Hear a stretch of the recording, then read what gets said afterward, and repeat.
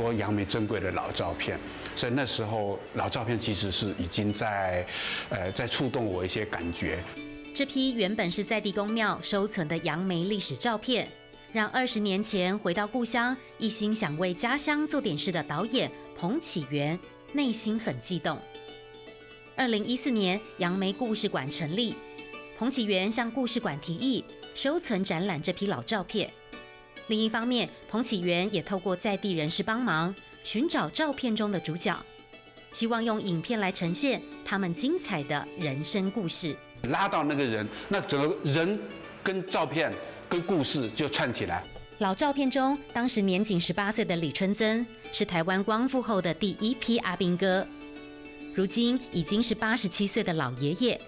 没想到说，老镇长会找到我那边去，带这个彭先生一起来，这很惊喜。收集到这张照片有逆生年的了20年后能够跟故事里面这个主角直接见面把整个事情串在一起，非常的高兴，我觉得一切都值得。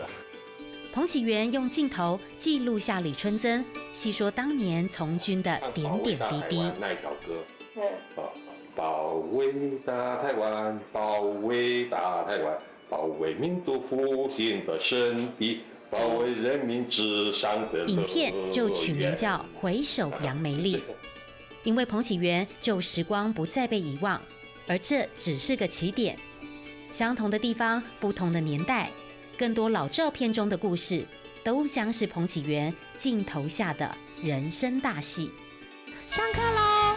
有20年嘞，有20年嘞，有20年嘞。